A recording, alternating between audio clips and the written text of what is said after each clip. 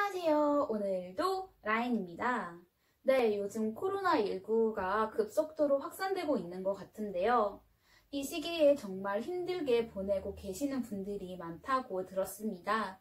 그분들과 함께 꼭 이 시기를 잘 극복해 나갔으면 좋겠습니다.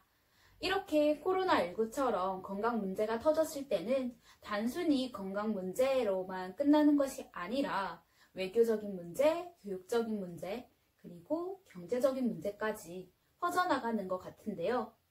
이렇게 다양한 문제들 속에서 가장 본질적인 문제라고 이야기되어지는 그 부분들을 다루는 학과를 그럼 오늘 한번 소개해 볼까 합니다. 오늘 학과 대신 전해드립니다의 주인공은 바로 경제학과입니다. 그럼 저희 함께 경제학과에 대해서 알아보러 가실까요?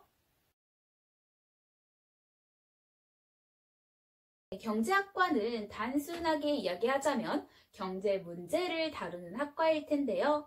여기서 말하는 경제 문제는 우리 인간들의 욕구나 수요는 끝이 없지만 자원은 한정되어 있기 때문에 발생하는 문제라고 하는데요. 또한 외교, 남북, 실업, 환경 등등 굉장히 다양한 영역들과 연계되어 있는 문제라고 말할 수 있을 것 같습니다. 또한 앞서 이야기해드린 것처럼 가장 본질적인 문제라고도 이야기할 수 있을 것 같은데요. 왜냐하면 저희가 먹고 사는 문제를 다루는 거다 보니까 경제학과는 경제 문제, 즉 가장 본질적인 문제를 다루는 학문이고 학과이다 라고 이야기할 수 있을 것 같습니다. 네. 오늘도 어김없이 등장한 이 상자와 함께 경제학과에 대해서 조금 더 알아보도록 하겠습니다.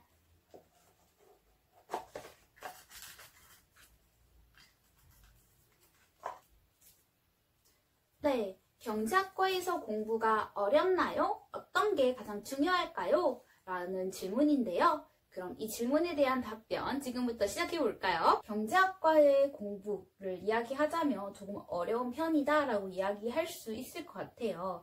대체적으로 숫자를 다루는 학문들은 좀 어려운 편인 것 같은데요. 하지만 경제학과에서 중요한 것은 적성이라고 이야기할 수 있을 것 같습니다.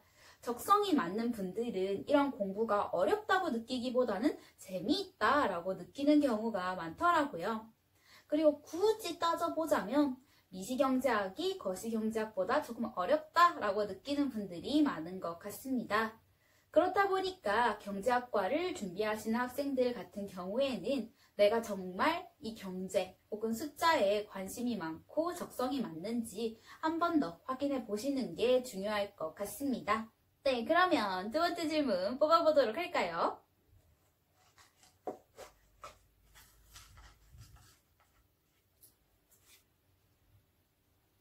네, 다음은 경제학과의 교과목과 관련된 부분이네요. 경제학과의 교과목은 미시경제학, 거시경제학, 그리고 다양한 영역에서의 경제학 이렇게 크게 세 가지로 나눠볼 수 있을 것 같은데요. 그럼 각각의 부분에서 해당되는 교과목들을 조금 자세하게 알아보도록 하겠습니다. 네, 미시경제학 같은 경우에는 개별 경제 주체의 경제 행위와 그 상호작용을 연구 대상으로 하는 분야를 의미하는데요. 대표적인 교과목으로는 게임이론, 산업조직론, 그리고 후생경제학 등등 굉장히 다양한 영역의 경제학들이 있습니다. 이 세 가지에 대해서 조금 더 자세하게 설명을 해드리도록 할게요.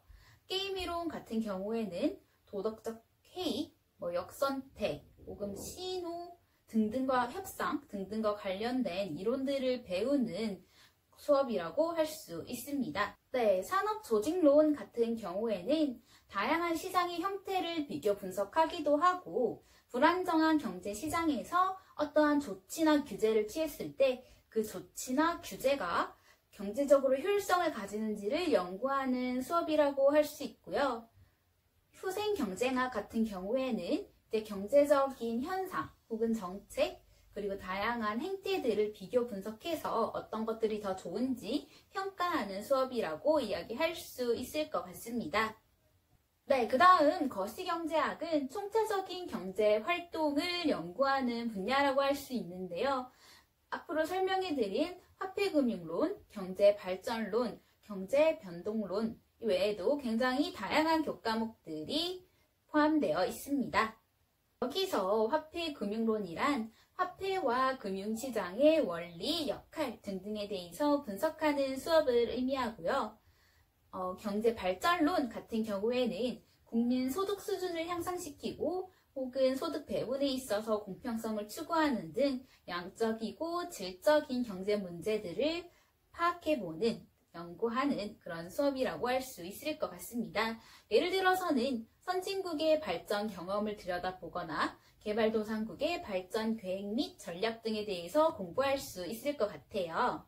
그리고 마지막으로 경제 변동론 같은 경우에는 이제 경기 변동이 뭐고 어떤 원인으로 발생을 했는지 또 어떻게 변화해 가는지 등등에 대해서 알아보는 수업이라고 할 수 있을 것 같습니다. 앞서 이야기해드린 두 가지 외에도 다양한 영역에 걸쳐진 경제학을 배운다고 말씀드렸잖아요. 예를 들어서는 도시개발이라든지 부동산과 관련된 경제학을 배우기도 하고 기술 발전과 관련된 경제학을 배우기도 합니다. 그 외에도 자연환경과 관련된 경제학을 배우는데요. 자연환경 경제학은 이제 유한한 자원을 효율적으로 배분하는 방법에 대해서 배울 뿐만 아니라 이제 자원을 개발하는 데서 발생할 수 있는 환경오염의 적정 수준을 결정하고 유지하는 방법에 대해서 배우기도 한다고 하네요. 네, 지금까지 교과목에 대해서 이야기를 해드렸는데요. 조금 복잡한 학문이다 보니까 상세하게 교과목을 설명하는 걸로 진행을 했는데 잘 이해가 되셨는지 모르겠습니다. 그럼 저희는 다음 질문 뽑아보도록 할까요?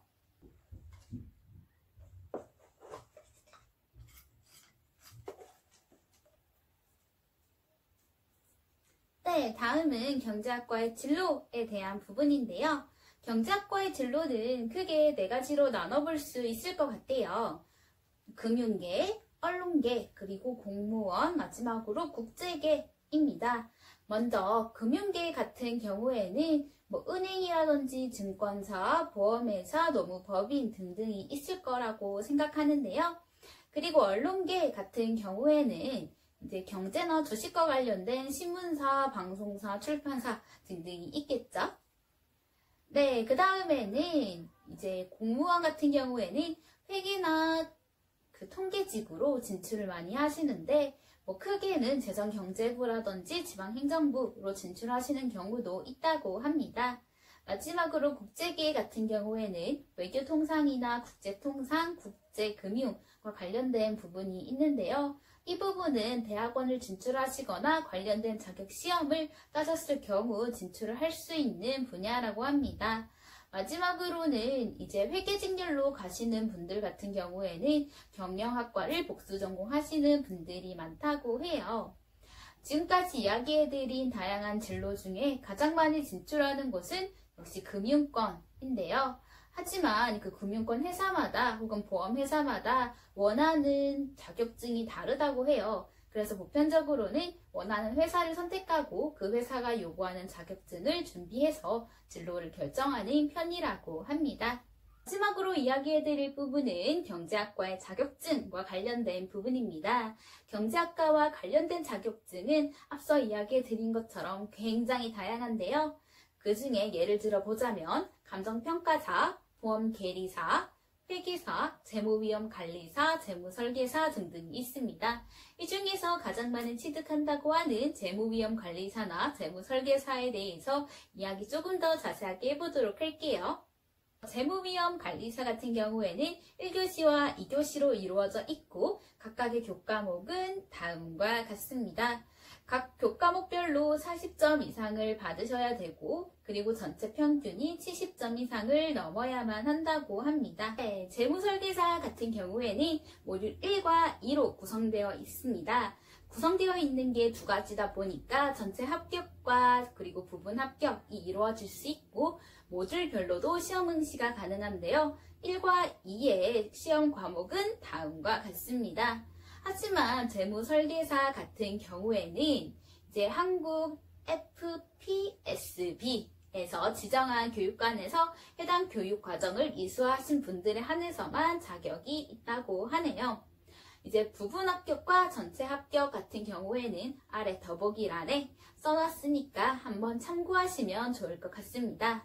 네, 지금까지 경제학과에 대해서 이야기해드렸는데요. 앞서 이야기해드린 것처럼 경제학과는 굉장히 다양한 영역의 진로와 또 그 영역 안에서도 다양한 세부적인 진로를 가지고 있는 것 같습니다. 그렇다 보니까 이제 입학을 하시고 나서 자신의 진로 방향을 정하고 그것에 맞는 교과목을 수강하고 자격증을 준비하는 편이라고 하는데요. 그러니까 경제학과를 준비하시는 분들은 단순히 내 진로는 경제학과다 라고 이야기하기보다는 그 경제학과 입학해서 내가 어떤 회사를 가고 싶고 어떤 진로 방향을 가고 싶은지까지 생각해 보시면 더욱더 도움이 되지 않을까 하는 생각을 해봅니다. 그럼 저희는 2주 뒤에 학대전 영상으로 만나도록 하겠습니다. 그럼 저희 다음 시간에 만나요. 바이바이.